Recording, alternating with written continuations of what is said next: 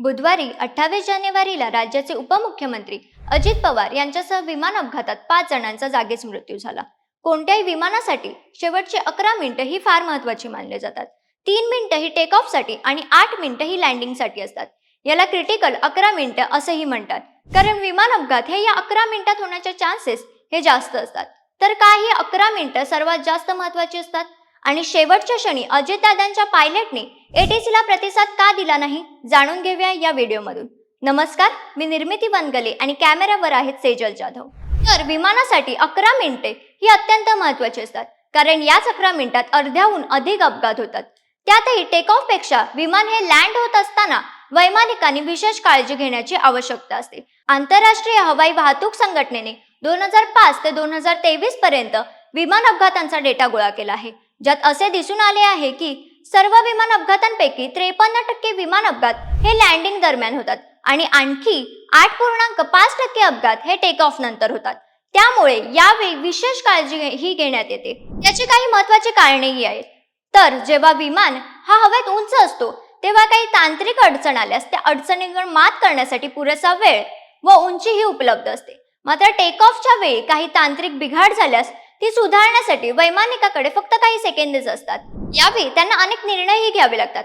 एटीसीशी बोलणे, विमानाच्या वेगावर कंट्रोल करणे आणि धावपट्टीचा अंदाज घेणे या सर्व गोष्टी एकाच वेळी कराव्या लागतात. अशा वेळी वैमानिकाची एक चूकही महागात पडू शकते. वारा, पाऊस, धुके आणि वाऱ्यांच्या दिशेने होणारा बदल यांचा सर्वाधिक फटका हा लँडिंगच्या वेळी बसतो. टेक ऑफ वेळी इंजिनवर सर्वाधिक ताण असतो. विमानांचे लँडिंग गिअर, फ्लॅप्स आणि ब्रेक यांच्यात जर बिघाड झाले तर लँडिंग करणे हे फार अवघड होते.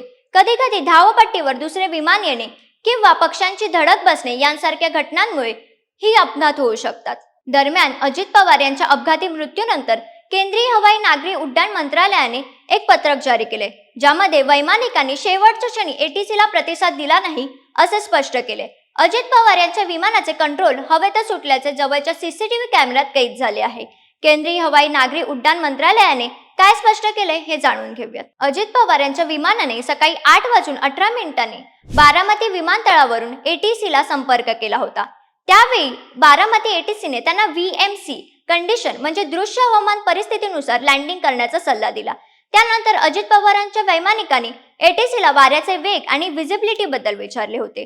त्यानंतर एटीसीने वारे शांत असून 3000 मीटर पर्यंत व्हिजिबिलिटी असल्याचेही सांगितले होते. यानंतर वैमानिकांनी लँडिंगसाठी तयार आहोत, परंतु धावपट्टी दिसत नसल्याचेही स्पष्ट केले व लँडिंग ही रद्द करून विमान पुन्हा एकदा हवेत नेले व यानंतर एटीसी आणि वैमानिकाचा संवादही चालू होता. वैमानिकाने त्यावेळी आपण लँडिंगसाठी तयार आहोत, परंतु धावपट्टी दिसत नसून धावपट्टी दिसल्यावर कळवतो असे एटीसीला सांगितले. यानंतर काही सेकंदानंतर वैमानिकांनी रनवे दिसत असल्याचे सांगितले आणि मग 8:43 विमानाला लँडिंगची परवानगीही देण्यात आली. एटीसीने लँडिंगची परवानगी दिल्यानंतर वैमानिक त्यांना प्रतिसाद देतो. मात्र अजित पवारांच्या वैमानिकांनी एटीसीला कोणताही प्रतिसाद दिला नाही व यानंतर एकाच मिनिटांनी एटीसीला धावपट्टीजवळ विमानाचा स्फोट दिसले. त्यामुळे वैमानिकांनी एटीसीला शेवटचा प्रतिसाद का दिला नाही असा प्रश्न आता उपस्थित होतो आहे.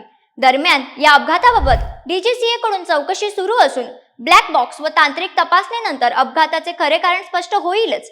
पण या सगळ्याबाबत तुमच्या प्रतिक्रिया काय आहेत, आम्हाला कमेंट करून नक्की कळवा. हा व्हिडिओ जास्तीत जास्त लोकांपर्यंत शेअर करा आणि महाएमटीव्हीच्या YouTube चॅनलला सबस्क्राईब करायला विसरू नका. धन्यवाद.